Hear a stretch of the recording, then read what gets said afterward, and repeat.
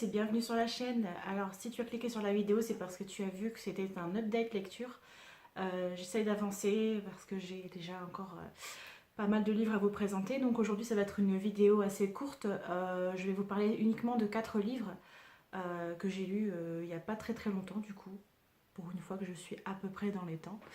Alors comme d'habitude pour tous les livres, je vais essayer de vous dire un petit peu ce que j'en ai pensé sans trop dévoiler ce qui va se passer dans l'histoire, sinon ça gâcherait un petit peu le plaisir de ceux qui n'ont pas lu le livre. Et je vais essayer de pas trop m'attarder, parce qu'en général quand je commence à papoter, ben, ça peut durer des heures. Alors on va commencer tout de suite avec le premier livre que j'ai décidé de vous présenter. Il s'agit de Le Manucure de Christos Chrysopoulos. Que je me suis procuré dans l'optique de lire des auteurs de différents pays. Donc là, c'est un auteur grec. Et j'étais très intriguée par le petit résumé en fait, qu'il y avait au dos du livre. Parce qu'on nous parlait de il n'est ni médecin ni chimiste, cet homme qui arpente la ville en blouse blanche, une mallette en cuir à la main. Il est manucure. Ses clients sont très satisfaits et de ses services. Il est indéniablement le meilleur, car de sa passion, il a fait un métier, de son obsession un art de vivre. Voilà, donc après, bon, il dure un petit peu plus longtemps le résumé, donc je ne vais pas tout vous lire. Alors déjà, le format du livre, donc c'est une édition Actes Sud, et c'est un format que j'avais pas encore dans ma bibliothèque. Donc quand je me suis procuré, je n'avais pas forcément vu la taille du livre, parce que je m'en fiche en fait. Donc on va rentrer en fait un peu dans la tête d'un homme qui navigue entre la folie un petit peu et le désir d'aimer quelqu'un, peut-être pas à tout prix, mais le désir d'aimer vraiment quelqu'un. Donc son but en fait c'est de... Enfin il est manucure, c'est-à-dire que bon, voilà, il va un petit peu s'occuper de la beauté des mains de personnes qu'on ne connaît pas vraiment. Il va nous raconter un petit peu comment son métier se passe. C'est-à-dire que on va bien comprendre le message qu'en fait une personne qui peut être très très propre sur elle, en fait ses mains peuvent ne pas aller avec son corps comme il le dit. Et vice versa, quelqu'un qui n'a pas un aspect très ragoûtant peut avoir des mains sublimes qui expriment quelque chose de très profond ou sensuel ou voilà, peu importe. Euh, alors tout au long du livre, en fait, il nous livre un petit peu ses pensées comme dans un journal intime. Et on va vite comprendre que son obsession pour les mains, elle n'est pas anodine. Voilà. Il va nous parler de sa relation avec une femme qu'il a rencontrée. Il va beaucoup apprécier ses mains. Mais en fait, il va vite se rendre compte que il ne pense qu'aux mains de la femme, il ne pense pas forcément à la femme en elle-même. D'ailleurs, je ne sais même pas si c'est son prénom. On a dû me le dire une fois ou deux. Parce que voilà, ouais, c'est un livre très très court quand même. Il fait 115 pages. Euh, donc on va vite passer sur cette histoire avec la femme. Et ensuite, on va se focaliser sur sa rencontre avec un homme. Dont il va tomber amoureux en fait, tout simplement. Et c'est très très intriguant la manière dont la relation elle est évoquée. Parce que bon, certes au début il va beaucoup se focaliser sur les mains, sachant que cet homme, si je me rappelle bien, il est sourd et muet. Ouais, donc en gros son seul moyen de communiquer c'est avec les gestes en fait. Donc voilà, le livre est très intriguant, comme la couverture d'ailleurs. Et qu'est-ce que je pourrais vous dire d'autre? On s'attend pas trop à la fin quand même, donc ce qui m'a surprise agréablement. Et par contre, voilà, au niveau de l'écriture, j'ai trouvé l'écriture très très belle. C'est fluide, c'est jamais agressif. Même si on parle d'un certain sujet à un moment, vous allez voir, c'est assez particulier. Mais j'ai vraiment bien aimé. Je vais pas dire, pas poétique, mais c'était très très bien. J'ai trouvé ça bien écrit. Comme je vous dis, voilà, très très léger, très fluide comme écriture et ça m'a beaucoup plu. Voilà, donc si vous êtes intrigué par la couverture, N'hésitez pas à aller voir le résumé sur Livre Addict ou Babelio ou Booknode, enfin voilà, ce que vous voulez, ou sur Amazon, pourquoi pas. Voilà, il n'y a rien d'autre à dire sur ce livre, hein, vu qu'il n'y a pas une histoire de fou. C'est un petit livre qui se lit très très vite, très facilement, et que j'ai bien aimé. Voilà.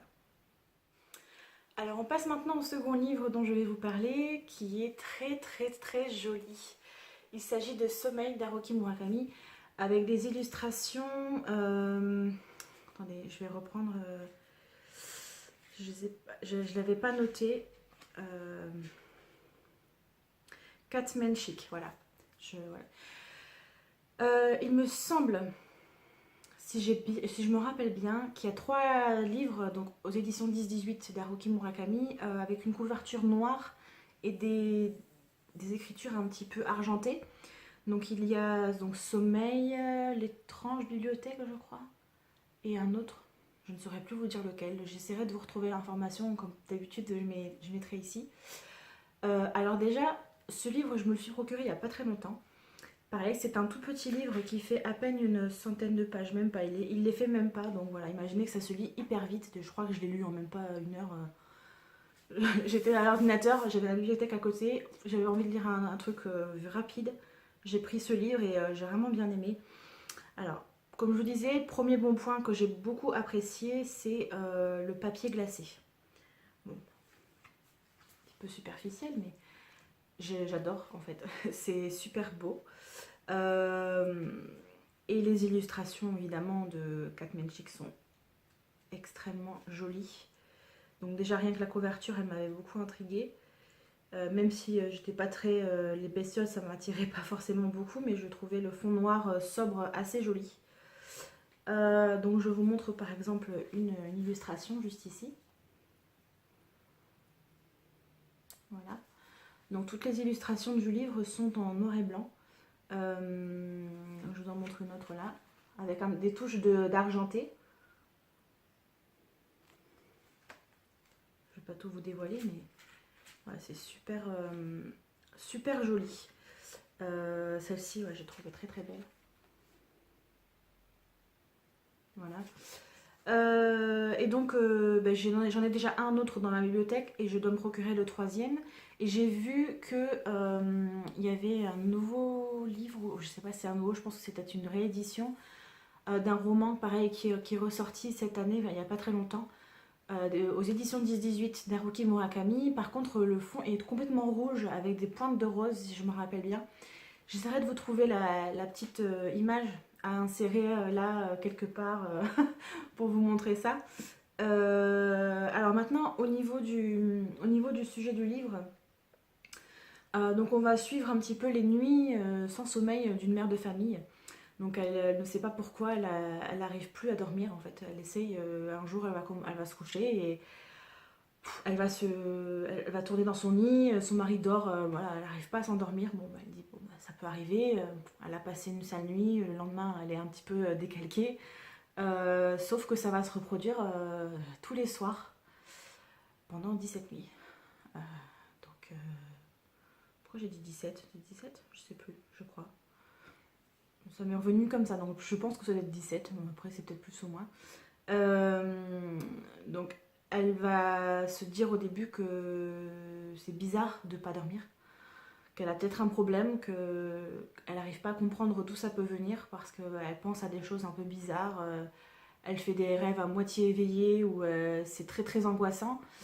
Il y a notamment un rêve en fait où elle se réveille et qu'elle est trempée de sueur, où ses pieds sont dans l'eau et elle voit un homme, je pense, une ombre, enfin un homme assis au bord du lit. Enfin, je crois que c'est ça. Si je me mélange pas les pinceaux, c'était un truc comme ça. Donc ça fait un petit peu flipper. Par contre, son entourage ne semble pas voir qu'elle dort pas. C'est-à-dire que même si la journée elle est un petit peu fatiguée, bon bah sa mère, ils lui disent bon c'est pas grave, t'es fatiguée, tu fais beaucoup de choses, c'est logique.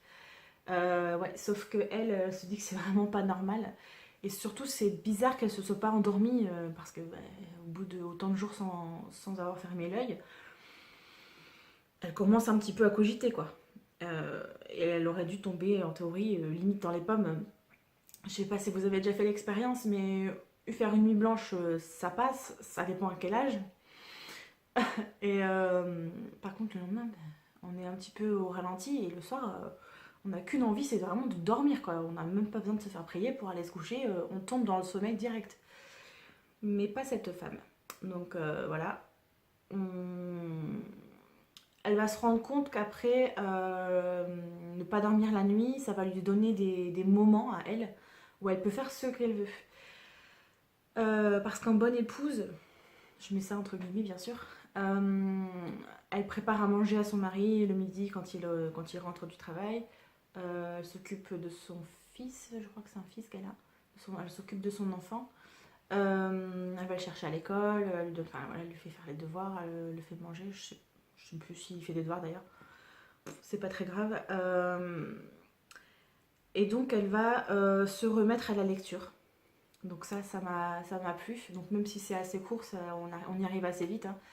Et elle a choisi de lire un roman qu'elle avait déjà lu dans son enfance, dont elle ne se souvient plus, qui est Anna Karenine, donc un grand classique de la littérature.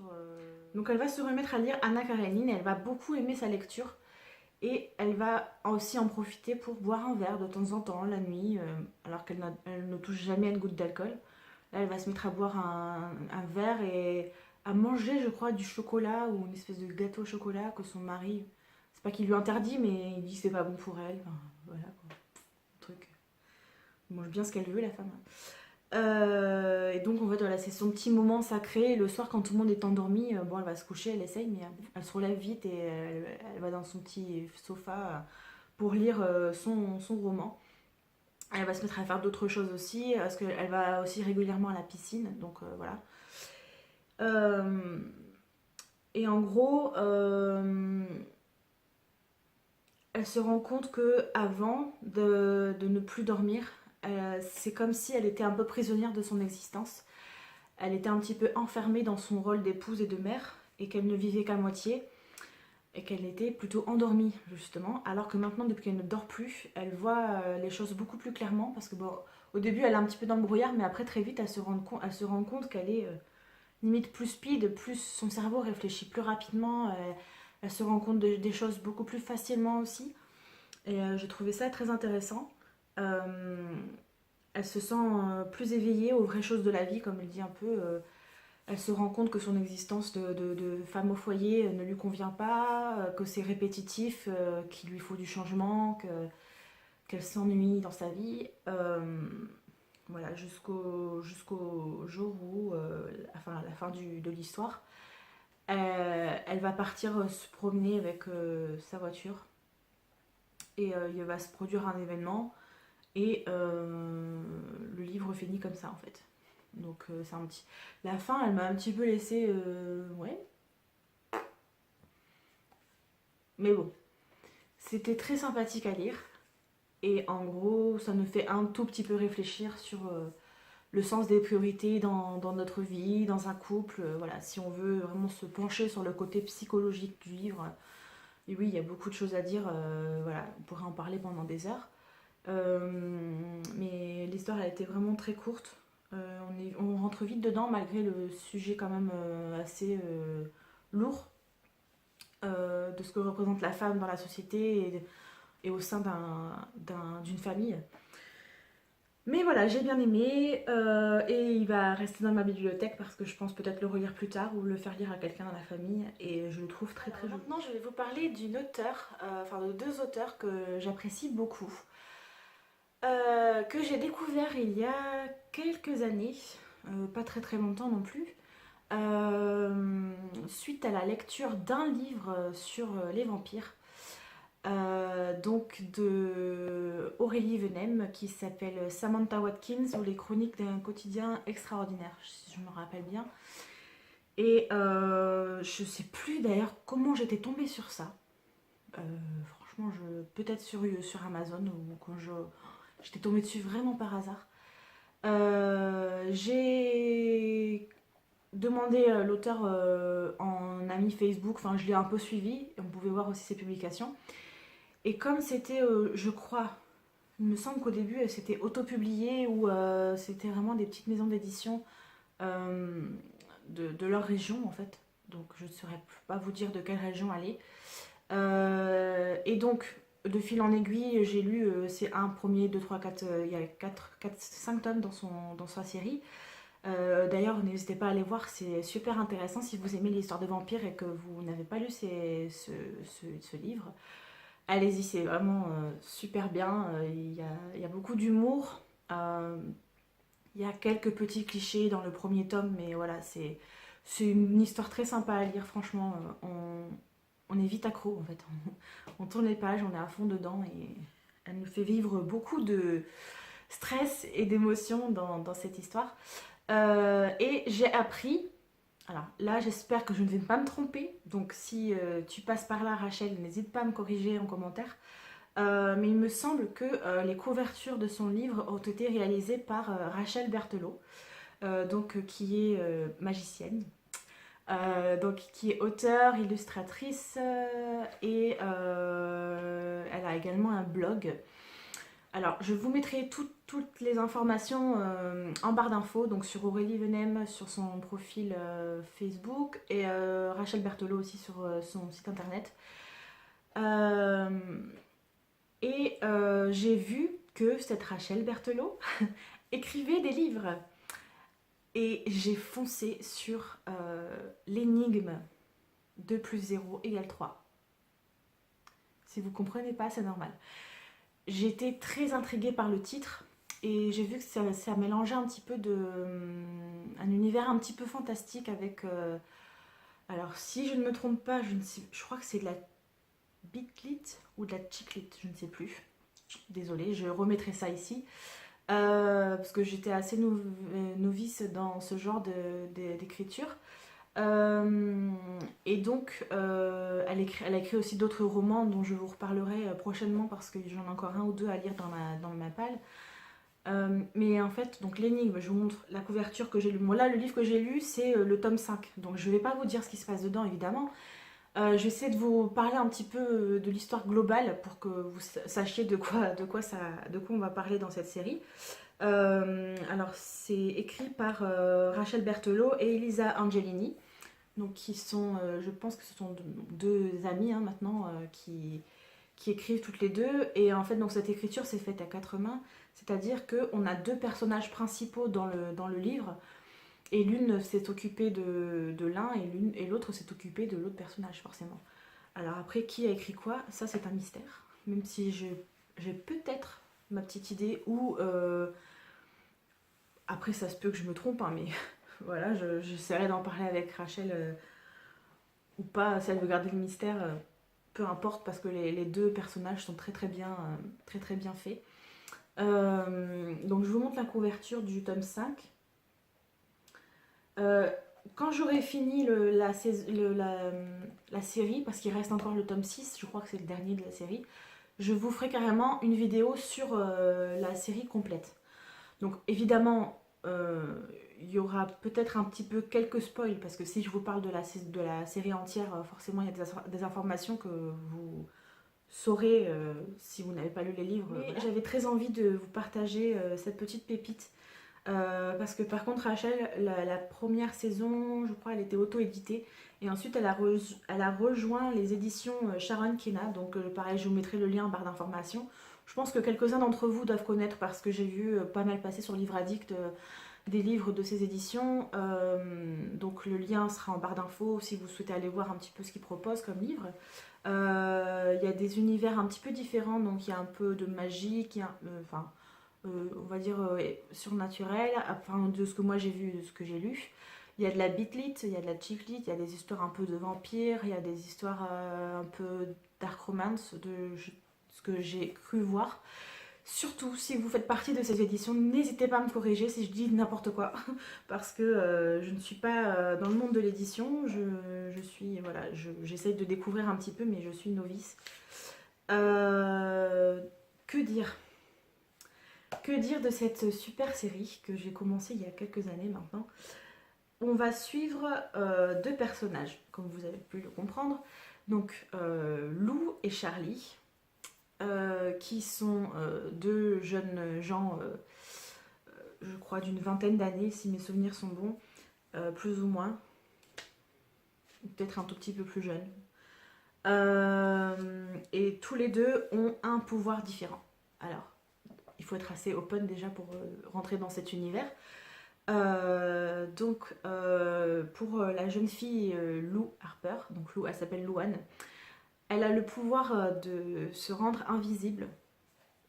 Évidemment, dans le premier tome, elle le découvre un peu et elle n'arrive pas du tout à le maîtriser. Donc c'est très très amusant. Charlie, lui, il a le pouvoir de changer de sexe. Alors, alors, faut pas que je me trompe, mais je suis sûre que je vais me tromper. Quand il rentre au contact de l'eau froide, il se transforme en femme, si je me rappelle bien. Parce que il y a des situations où il était dans la rue, il s'est mis à pleuvoir et il est devenu une fille. Ouais, non, je crois que ça doit être ça. J'espère que je me trompe pas, Rachel. Et quand il se transforme, il devient Ava. Donc qu'il fait passer pour sa cousine, bien sûr, pour ne pas trop s'embrouiller. Et évidemment, ça va amener différentes intrigues. Donc au début, on suit les deux personnages indépendamment. Et évidemment, ils vont se rencontrer. Et évidemment, il va se passer quelque chose entre eux. Et ensuite, ils vont devenir un petit peu inséparables. J'ai beaucoup aimé l'originalité de leur pouvoir. C'est-à-dire que j'avais encore jamais lu d'histoire. Alors peut-être qu'il y en a certainement, mais où une fille se changeait, enfin devenait invisible et où le garçon se transformait en femme. Ça m'a beaucoup intriguée et ça explique le titre d'ailleurs de la série. Donc si vous n'avez pas fait le rapprochement, bah, l'énigme 2 plus 0 égale 3, moi ça me paraît un petit peu évident. 2 parce que ben, Charlie a le pouvoir d'être deux personnes et Lou elle a le pouvoir de disparaître complètement, donc elle devient 0. Donc ça fait 3 personnes au total, Lou, Charlie et Ava. Je pense que ça doit être ça, hein, si je ne me trompe pas. Comme je vous disais, je vais vous faire une chronique plus complète sur tous les tomes. Alors, au niveau de l'histoire en elle-même, donc c'est assez accessible. C'est drôle, c'est très très drôle. Et elles ont créé un monde un peu magique, sans qu'il y en ait trop non plus, parce qu'on reste quand même dans la réalité. Donc, j'ai un peu du mal avec les genres de livres, hein. Je crois que c'est du fantastique.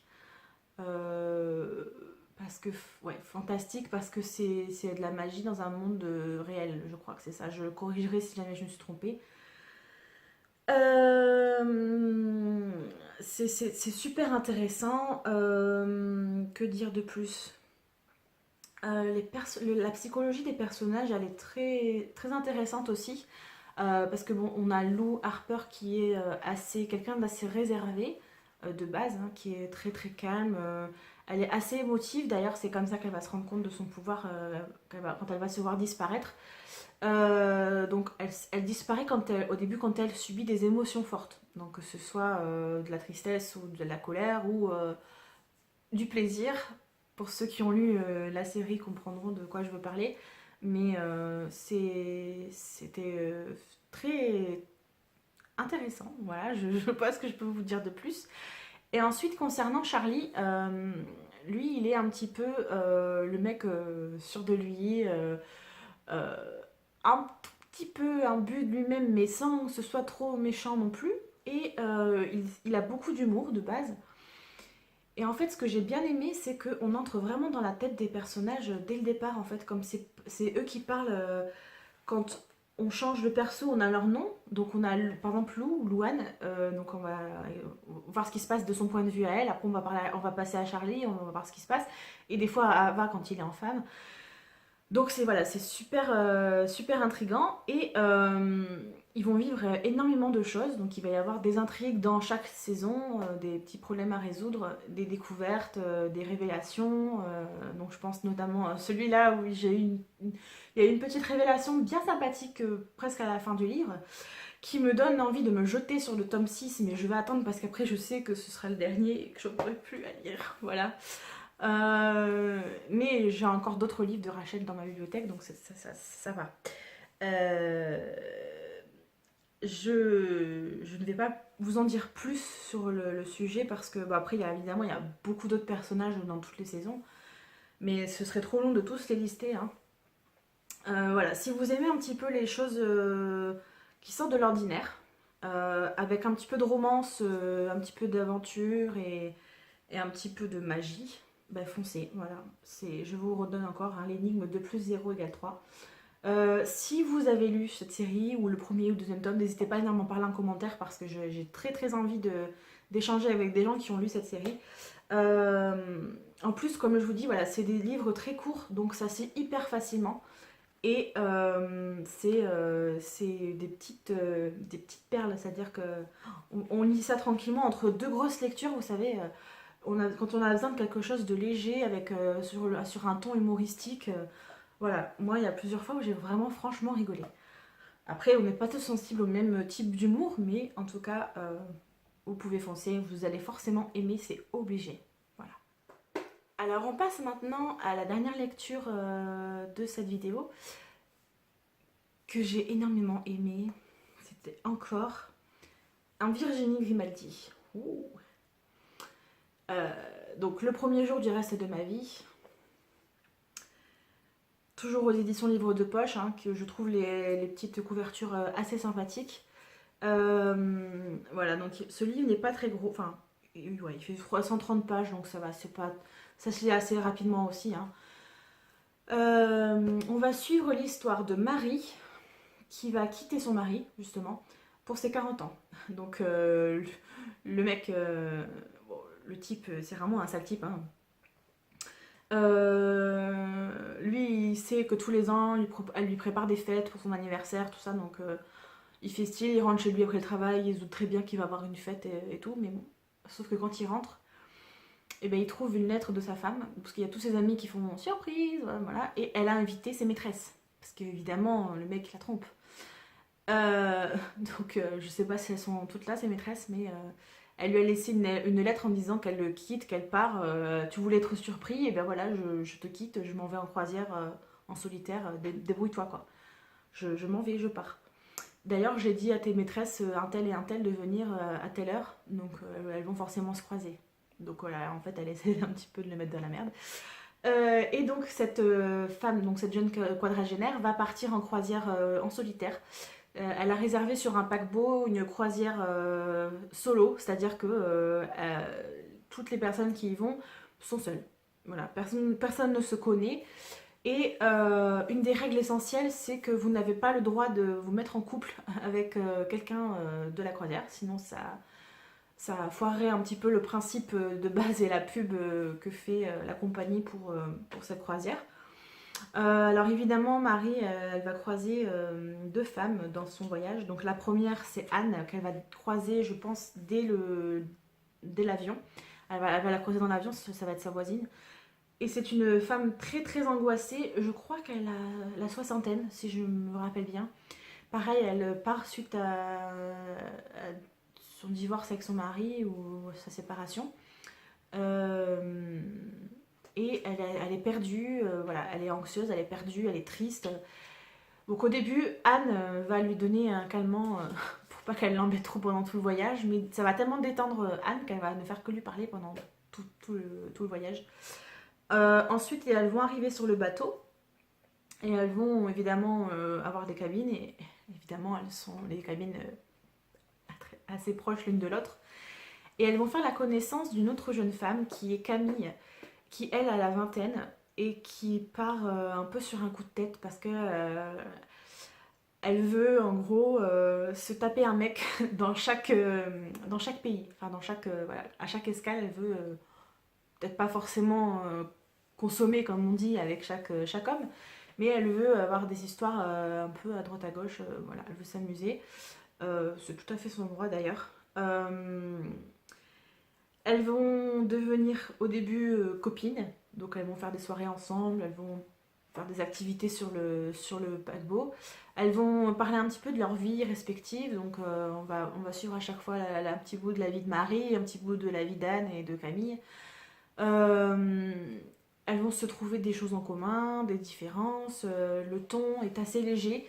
C'est une lecture qui se lit très facilement, voilà, c'est très très light, pareil, c'est un petit livre à lire entre des classiques ou entre des lectures un peu plus complexes ou dures au niveau des sujets. Là, c'est vraiment light. Comme d'habitude, hein, du Grimaldi, bah voilà, ça vous donne tout de suite la patate. Elle nous livre un petit peu des tranches de vie et des histoires qui peuvent arriver à chacun d'entre nous. Donc peut-être que certains d'entre vous se reconnaîtront dans Marie, d'autres dans Camille et d'autres dans Anne. Moi, pas trop, parce qu'en fait, je suis entre deux âges, j'ai la trentaine, donc j'étais entre Camille et Marie. Mais vraiment, c'est assez intéressant. On va aussi suivre un tout petit peu un côté psychologique, comme elles sont en croisière solitaire, même si elles se sont rapprochées, elles sont devenues amies, elles vont être amenées donc du coup à réfléchir sur elles-mêmes et sur leur vie, sur ce qu'elles veulent, sur ce qu'elles ne veulent plus. Et leur caractère va un petit peu changer donc au contact de l'une et de l'autre. Évidemment, enfin peut-être pas évidemment, mais Marie va rencontrer également un homme sur le paquebot qui au début il est présenté un petit peu comme un connard, mais franchement, hein, désolée pour le terme, mais il est vraiment présenté comme un mec pas du tout sympathique, très fermé. Bon, en même temps, ils sont pas là pour se faire des amis à la base, mais bon, ça n'empêche pas d'être courtois et agréable avec les autres. Euh, et voilà, bon, bah, comme vous pouvez peut-être vous en douter, elle va se rapprocher de cet homme. Et voilà, il va y avoir pas mal de petites histoires au sein même du paquebot avec des gens qui les espionnent. Enfin voilà, c'était assez drôle. Et j'ai passé un très très bon moment encore une fois.